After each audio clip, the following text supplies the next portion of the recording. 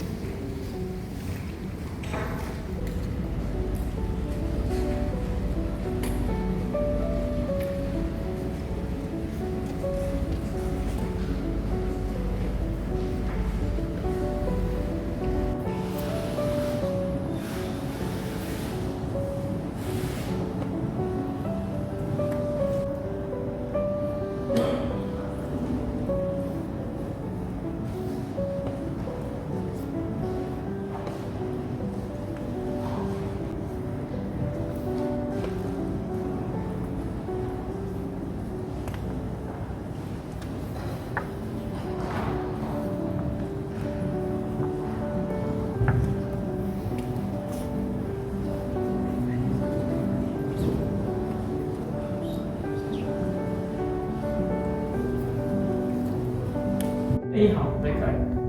No, not anyhow, yeah? I need to be fast. Okay. Not anyhow, yeah? True, I started wondering at some point. Well, No, but no, if I go king d... Oh, wait, no, sorry. so king c3, rook down, and rook d1, no? Or not here? No, it's not here.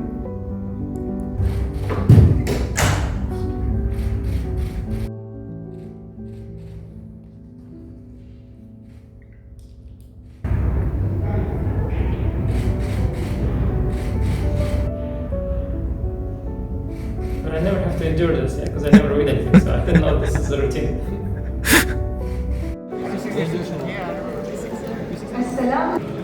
And the first place and the winner of Sharjah Masters 2025, Grandmaster Giri Anish.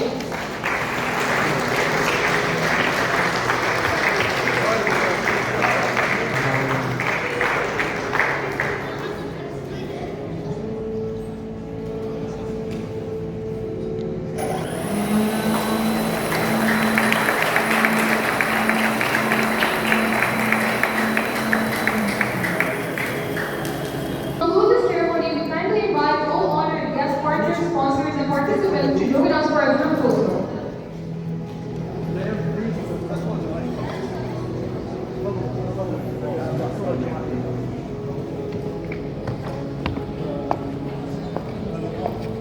Come beside me.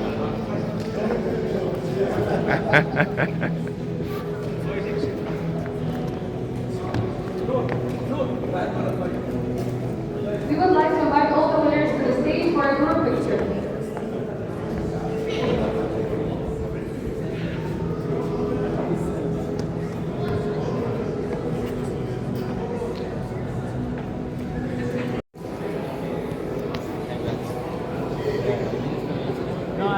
It's a great draw from better position. Yeah, thank you. I like it. I was worried that you were going to you guys, I was worried. Anish, huge congratulations on winning the Sharjah Master 2025. It has been like, I guess, 2 hours now after the tournament ended. How do you feel? Yeah, thank you very much. No, of course, I'm really happy with the tournament, and also today that I managed to win the game. I didn't expect it already at some point. And I thought I'll probably win the tournament because I thought the tiebreak is very, very good for me. And I saw Nurberg was not going to win the game. And I thought probably both of us will make a draw. And I hoped, I had pretty significant edge in tiebreak throughout the tournament. So I was hoping it would remain somehow. And I thought I was expecting to win the tournament at that point. But still to win the game, especially if you're like a chess player, for you, it's mostly the moves, that matter. Yeah. And of course, the results and all, it's great, but you're busy with the process and you want to win your game. So I'm happy that I won the game as well. Yeah. Yeah, and what a win! Yes, against Aditya today. I think you chose somewhat of a maybe unorthodox opening choice. Yeah, it was very obscure stuff because I know Aditya very well. He's a great guy and very, very hardworking player, and he's extremely well prepared. of course, nowadays everybody is well prepared, but he's like taking it to the next level with like he remembers his variations. He keeps surprising players with new lines, and it's really, really difficult to get a good position against him in the opening. So I really had to go like in a sideline within a sideline. But I'm really happy with what I came up with for the game. Actually, with this line, it was very deep stuff that like beyond shallow search. It was like very deep prep, and it worked out really well. I didn't win because of it, but at least because of that, I got a game. And usually, it still matters. Like very often, even if your position is fine, like if it has been fine from start, then you feel calm and you make a smooth draw. But when you were from the beginning under pressure and then you are fine at some point, still this whole ups and downs, they make it harder for you to play. And so I do think that still opening contributed to the win. But of course, mostly I was very fortunate in the end game that it was still not so easy for him, and then eventually he made some mistakes. I was of course quite lucky again, but I would guess that probably it's hard nowadays to win without luck, because everybody playing very well and very well prepared, and in chess you have margin for many mistakes. So to win a game, you must be somewhere lucky. The opponent made a few mistakes, or you played really well. Like of course, if you play amazing, like if you play a computer, you beat everyone without obvious mistakes. But okay, for me, I need opponents to make mistakes, so I need to be lucky a bit. Yeah, and I'm sure the opening contributed, because I think he was burning a lot of time on the clock, probably towards the start. Yeah. No, I mean, he played very well too. Like his pace was good. He was burning some time, of course, he had to, but he played really well, honestly. The whole tournament, actually, if you saw his games, he had an outstanding tournament. I know Aditya very well, so I follow him and his tournaments, and he's always playing good, but here in particular, he had incredible white wins in the NIM. So if you see some games, I mean, the front from yesterday is really beautiful, even. And again, deep preparation. He took some big risks in the opening and paid off. And with black, he's playing tremendous against Nurderbeck. He played great against Velimir. He played great, and against me, actually, he played very well. Honestly, okay, in the opening somehow he got slightly worse, which is normal if you are surprised. But then it was very good what he did, and not so slow. He kept the clock in check, and only when he already had the fine position. But like even that, to be honest, I also didn't see for him, like, I mean, of course it's a complete draw. I'm not saying like I didn't see a defense, but I did not see like a very easy, clean one that would be like a draw on the spot. So I did think that maybe I'll get a rook and game pawn up. And of course he realized he could get 4 against 3. But if he gets 4 against 3, when I have pawn on g4, it is a little uncomfortable. And of course, if he had pawn on h5 and it would be the conventional 4 against 3, he would do this, because he is, of course, strong enough player to understand that that's easy draw. But he didn't want to enter this rook 4 against 3. Like, it's understandable. Like, probably he should have, but it is also not. It's something you try to avoid if you can, because it is not most straightforward. So then it got a bit unfortunate for him. Then of course he was under pressure and he made some mistakes. So I do think he played really well overall, and today as well. Yeah, a great event for him, of course, but also a fine win by you. Where would you say you started believing that, okay, this is going to be a win for me, or at least it's cracking somewhat? The game, you mean? Yeah. Well, actually, I thought the moment he went bishop c5, rook a5, bishop d4, ed, like when I realized, like initially I saw this from afar, that like he can always bail out with the bishop c3, bishop c5 type idea, and I thought that he should probably do it at some point, and I was hoping he will not. Like I was hoping he will keep the bishops on and try to push the a pawn or something, which would be a waste of time, and then I would get some g6. So I thought he should do that, and when he did it in that moment, I realized that actually in this version I get to keep the d and g pawns, like and bring my king to the center. So actually, like knowing how these things go and knowing that there's no additional time after 40 moves, like in many other tournaments, I actually thought my chances of winning are very, very high in the rook endgame. I know like it's a complete draw, but like played too many such games to know that people kind of very often collapse there. It's really difficult to defend. Yeah, and I have to say, I think in round 8 you made this very short draw in 4 moves, I guess. And at like during the final round today, seeing the positions which Nadirbek got and you got, did any point of time you regret perhaps that okay, maybe I was not so good with that decision? No. Okay, like I don't want to over explain or whatever, but I had there was a point to what I do to my offer. I thought about it, and I knew that some people will criticize me for that. And knowing that, I still decided to do this. I'm not. It was a decision I took. I have certain principles, and certain things I want to do. Like I don't want to pre-arrange draws. I want to win tournaments, and within my framework, this was the best thing I could do, given the situation. I thought it was very smart to offer a draw and down on at that point, and also, especially because I thought he could refuse. Yeah, and that would really be good for me to know that he wants to play. So, no, I mean it has drawbacks, that decision for sure, and many people who are not into chess, they will think that this is sort of the draw, but they don't really know. For example, game can be long and draw, or short and draw, or some games, you can't it's not so simple.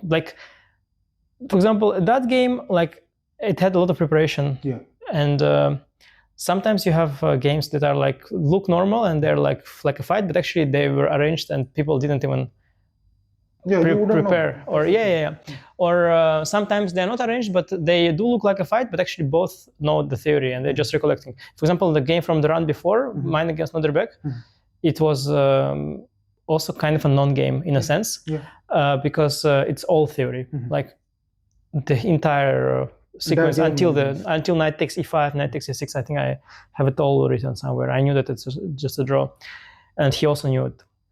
So basically, when both players for tournament situation want to make a draw, it sometimes happens like that.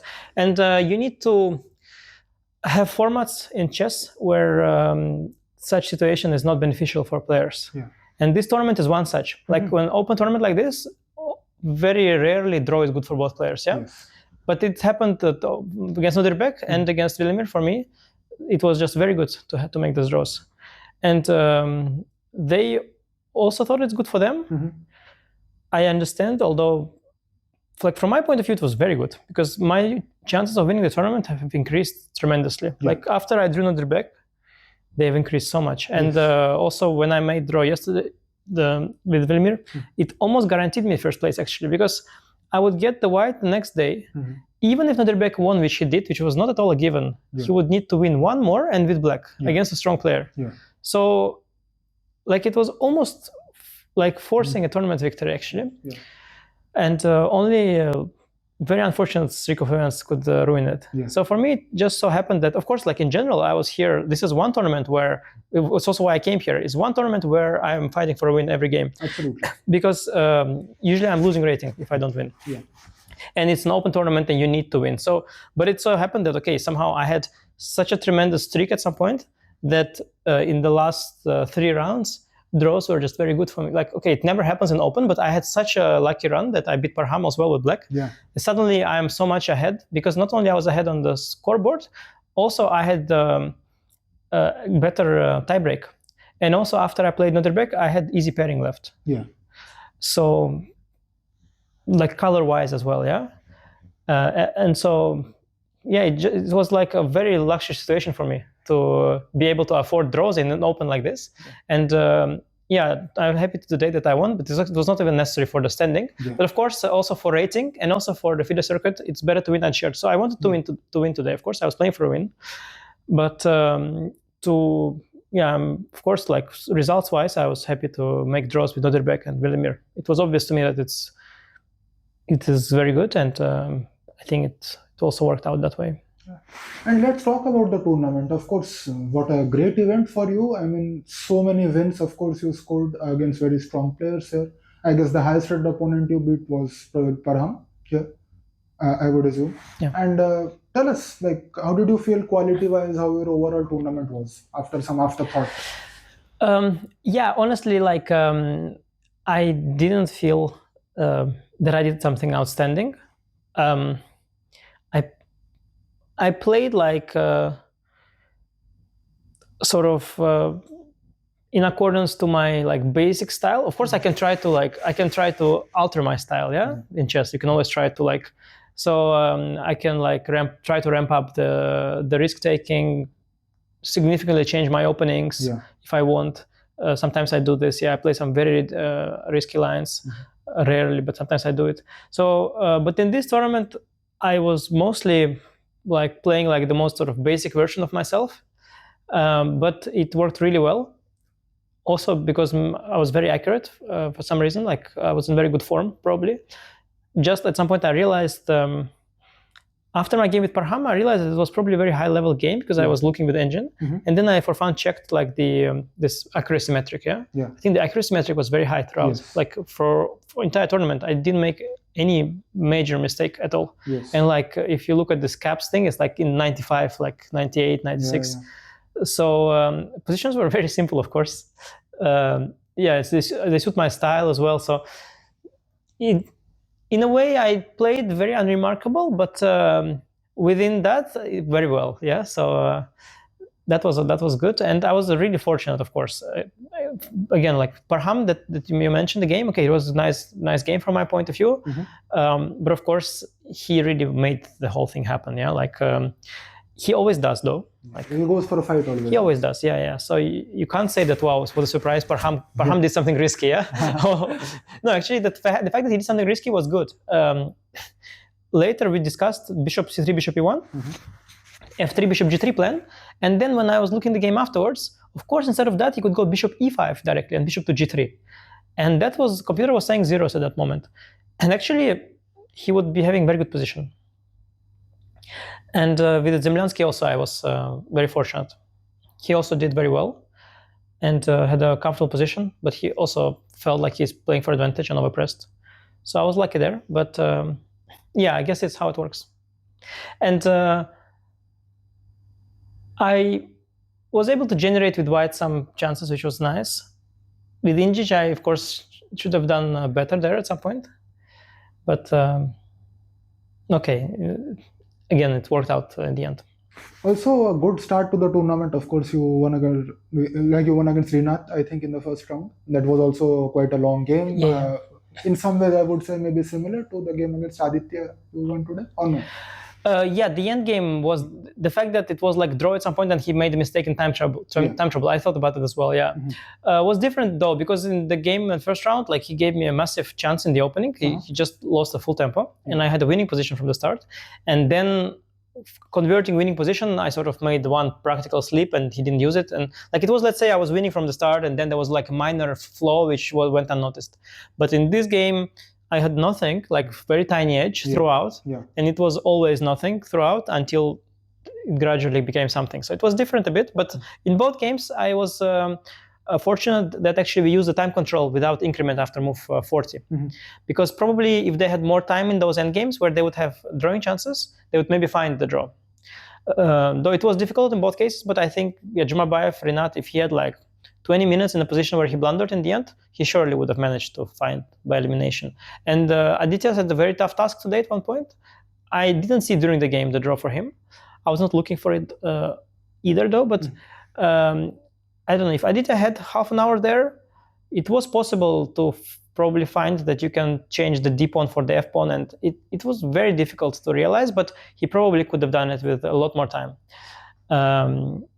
So yeah, in that sense, I both games probably it helped me that time control was like this. And in general, I think it's a good time control. It makes for more fun games, because very often you have like a fun game and it's somebody is about to break someone, but then comes move 40 and you get this extra half an hour, and that guy who was about to be knocked down, he has time to breathe, relax, and find the right defense and get himself together. So from that point of view, this time control gives more combative games and the more winning chances. Yeah. And of course, I have to mention this very interesting game against Pranav Anand also. Yeah, a bit of a strange game for you because you had this qualifier thing which Yeah. you had to catch, and that I think changed the situation before the game also a little bit for you. Yeah.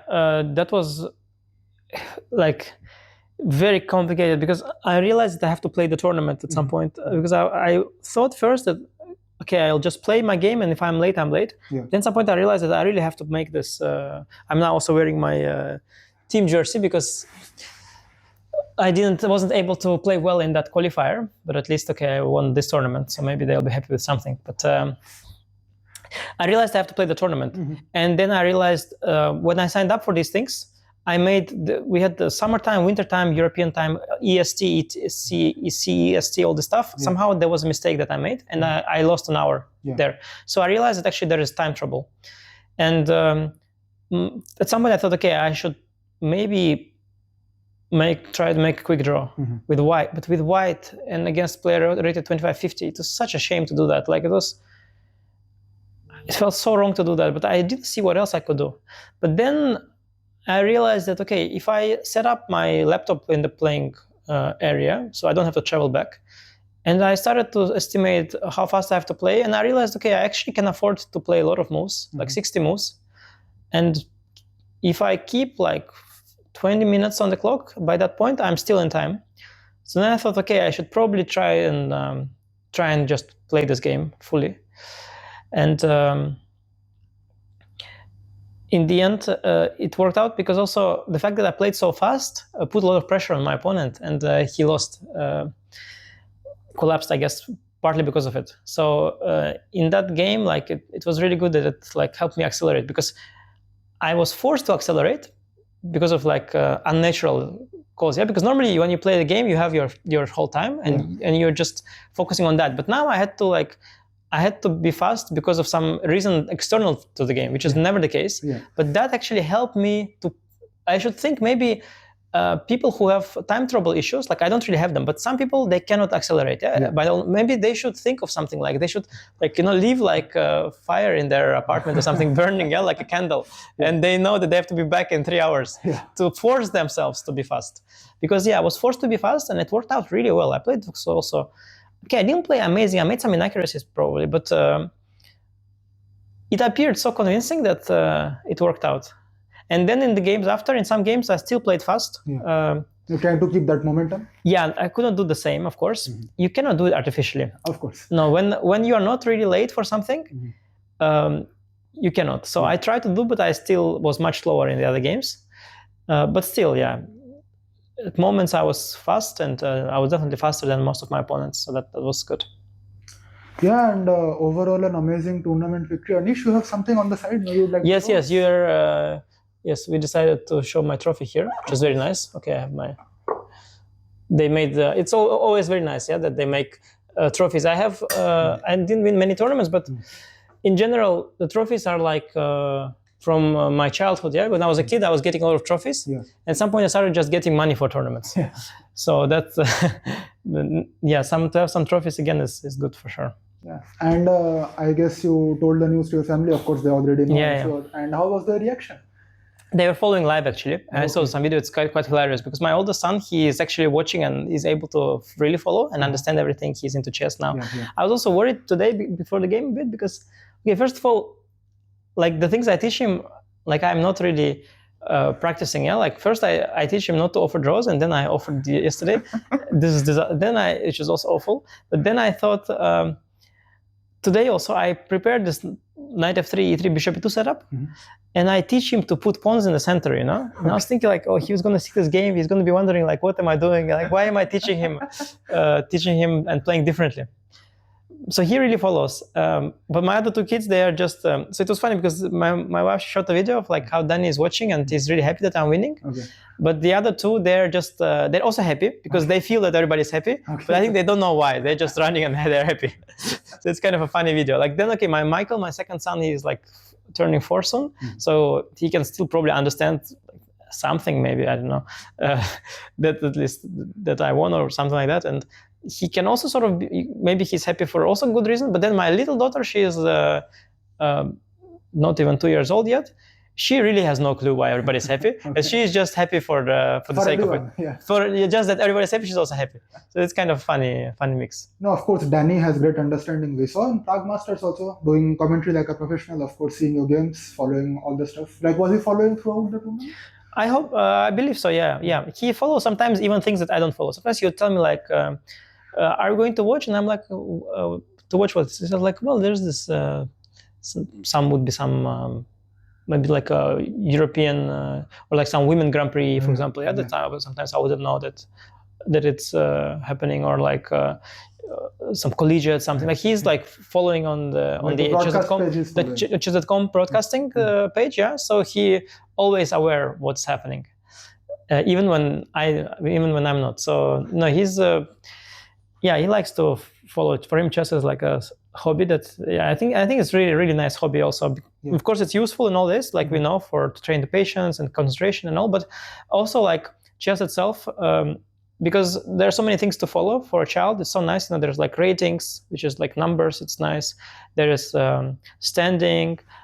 There are schedules. There's tournaments. There's formats. So there is a knockout format. Yeah, the Swiss format, the tiebreak. So there's like a lot of like sort of kind very of data things. But like it's kind of little data graphs, charts that are, I think, very useful for kids to learn. I think so, at least. So I think it's nice for him. He enjoys these kind of things, and for that it's nice hobby to have. Yeah. And Anish, of course, this year is very important in many perspectives. Of course, you have the Grand Swiss this year, also the World Cup, and in that perspective also you will get, I am sure, quite some serious circuit points from this. I'm not sure of the exact amount. Keeping in light of this, like, would you say this was very good preparation for those events? Yeah, for sure. I mean, I anyway would say so, without even a good result. Yeah. And I thought, I need to keep in shape for the tournaments. Yeah, like I mentioned earlier already that, okay, I had Vaikanze and then I had a big gap. Yeah.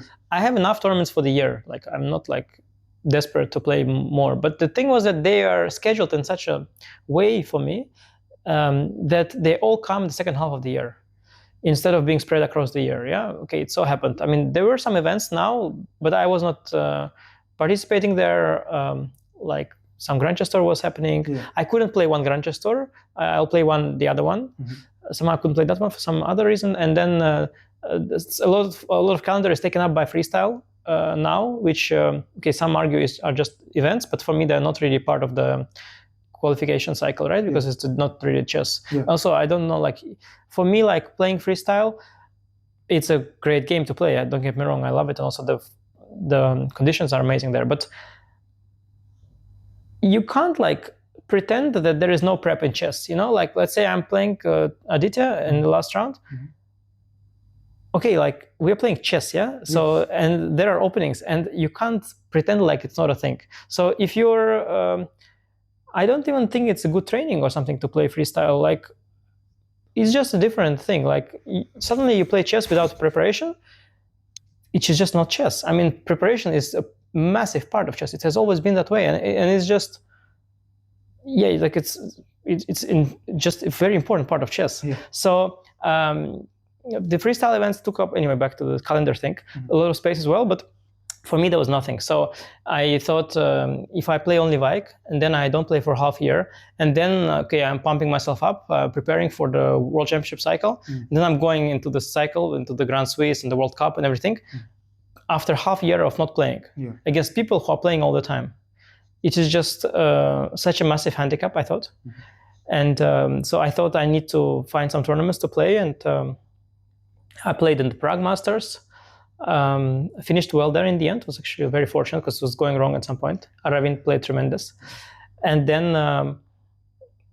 then there was again a gap, but I saw Sharjah. It was good schedule-wise, and the organizer was very helpful. Of course, normally this tournament doesn't invite many top players, and I'm used to some kind of prize money from the elite events, of course. So I was thinking that it would probably be difficult for organizers to to come to an agreement, because okay, it's just different kind of tournament, but actually they're really they really wanted to have me here, like despite that I contacted them and not they contact me, yeah, because normally it's how it works, yeah? Like if you contact someone yourself, then you don't expect much, but they were very kind. And then I realized there was a clash with the online event, so I was not so eager to play, but the organizer were really very forthcoming, and I thought, if they do the efforts to welcome me here, I will, I should play this tournament. And they made a good tournament. I mean, you had Noderbek here and many other great players who played as well. But Noderbek, of course, being a top player, Aramint was supposed to play. I think he couldn't play because of the qualifiers. Yes. Qualifier, yeah. But despite that, I mean, Tabatabai was playing Sam Savian and many good players, and it was a really good tournament to gain practice, and the conditions were very good. And I know Sharjah, I've been here before, like it's very smooth. It's hotel, everything is near, like it's all very convenient. So it was just a good place to play. And for sure, it's a good preparation. Now that I won, it's extra good. Of course, also some confidence, and it's good to see how you can win games. Yeah, it just feels good and gives hope for our next events. But in general, it was, I think, very good to play classical chess, because again, like as I mentioned, freestyle, but even Rapid Blitz is just different. Yeah. And I think that to play well in classical tournaments, you need to practice playing classical tournaments. Yeah. Like I don't think that. You can do freestyle or you can do Rapid Blitz. So you could also solve puzzles, or you could solve exercises. It's all very, very good. Or you can only prepare openings. You can also do that. But, it's also like with the football, I think that, they were saying how to train for penalties, yeah? Like there are all kinds of ways, but maybe just take penalties. Yeah, this is the training. Just do the penalties to train for penalties. That's probably the best way. Yeah. And I think the same with classical chess. You can do many things, but probably playing classical chess is the best way to improve at classical chess. Yeah, very fair point, Anish. And who are some of the people you would like to thank for this tournament victory? Oh, wow. No, of course, not necessarily for victory, but in general, of course, I'm always grateful for people that help me. Of course, my family is very important to me. And of course, I have a team and trainers that I work with. And we worked, already for a while with I can't say there's something special happened for this tournament or something it's not like this, but I'm very grateful, of course, to people that help me, and everybody knows that, everybody knows about me that I have family and so many different things on Twitter and everything, all kinds of things to manage in my life, and it wouldn't be possible to do it without help, and everybody knows that I get a lot of help. I never make a secret out of it. So my family and my seconds. So I don't have now a very big team of seconds, but I have a pretty, by now, I've got to explore, the scene a bit, and by now I have found a way how I work, and I have a circle of friends that we are in touch with, and a second who is always helping me, and it's not like I have an insane big team, but it's something that that I can rely on, and I think it's going well. Here I was mostly actually on my own. As you could tell from my openings that were very, very boring. So it was all my own product of my own creation. Nothing insane. I worked mostly myself. Stockfish was free, open source, everything. So no particular help here. Just here everything worked out very smoothly. Just preparing for games on my own and having a good routine, sleeping well, and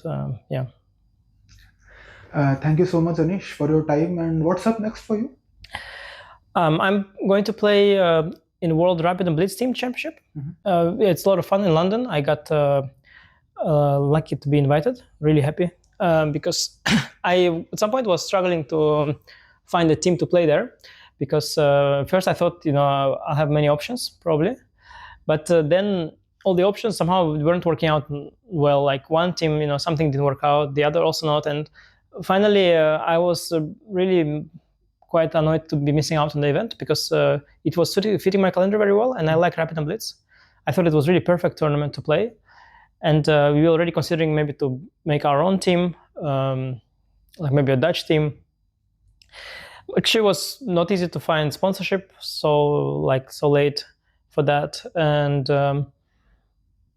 I didn't know what to do about it. But then I got invited because I had to replace a player who didn't get visa. So I got invited to play there and for a good team. So I'm looking forward to that. It's going to be a fun event in London. I think before that I have a Rapid tournament. Yeah, actually, or after. I mix up my calendar. Yeah, I have another Rapid tournament. It will be a small tournament, an Estonian one. Okay. It was a little bit similar to Sharjah in a sense that I was looking for that tournament because Rapid and Blitz, it's a bit similar. I love Rapid and Blitz, but there are not many Rapid and Blitz tournaments through the year. So what happens every time is that, okay, I love Rapid and Blitz. I play a bit of training games here and there. I think about it, I prepare. And then I come to World Rapid and Blitz. Obviously, I don't play amazing because I didn't play Rapid and Blitz the whole year.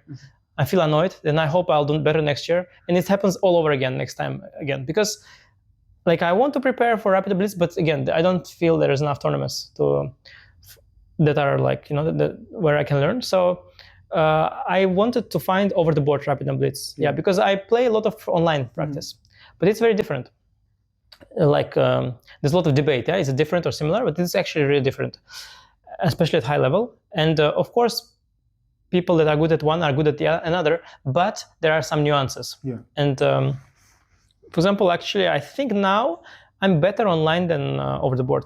You would think that I'm sort of one of this older kind of traditional kind of guys who is better over the board, but actually I play so much training Blitz online that I've become very good with the mouse. Not just the mouse, but with the whole thing where I don't see my opponent, so I've become kind of an onliner, and I do really well online. And over the board, I have much less experience recently, actually. So I'll play also a tournament in Estonia. It's not very strong, but are you the top seed or? Probably, yeah, probably maybe with a margin actually even, but I don't know. But okay, my Rapid Blitz rating actually quite low, so I don't know how margin, but there will be some Grandmasters, of course, but it's not a top tournament. But I think it's good because also you play all kinds of players in World Rapid and Blitz. A lot of players are lower rated. Yes. And you need to experience playing them, yeah? So I am going to do that there, so I'm really happy with that too. That'll be another good tournament to play. I'll play Grandmaster, also nice. I got to play Rapid and Blitz Grandmaster event. I think it's in July, the Zagreb one, yeah? Yeah. Super United. Yeah. I'm looking forward to that. I hope these two events I will be good prep for it. Because last time I didn't do well in Grandmaster Rapid and Blitz. I don't know why. I think it's because I prepared quite well for them, but I was preparing online. Yeah. And I think that all the over-the-board things went wrong there. I had lost one epic game to Fabiano. Somebody has to look it up. It's insanity. I had a rook, bishop, and pawn against rook and bishop. Okay. Literally. The guy has a rook, and I have rook, bishop, and pawn. Okay. And I lost it. You cannot imagine how you lose it. So, of course, I lost a rook on a skewer. You can lose a rook. Yeah. You steal a draw. You have bishop and pawn against rook. Yeah. But I first lost a rook, and then instead of giving up that rook for a bishop, I mated myself. It is just insanity. I would never do this online. Somehow it only, I cannot, but over the board I did. So, the Grandmaster, and then of course at some point will come this, the part with Grand Swiss and World Cup. Before Grand Swiss, you don't have any other classical tournament? Good question. Oh, no, before Grand Swiss, the Chennai Grandmasters. Oh, yes. Yes. Oh, yes. Okay, maybe that's a revelation because the dates are not out yet, I think. No, I just saw some video. Maybe dates are not yet, but the video came. Yeah. No, Chennai Grandmasters is a thing. Yeah, I don't know if my participation actually, but okay. Anyway, the tournament is there, and that's also an interesting one. Yeah, I'm looking forward, and the other classical. No, I think that's.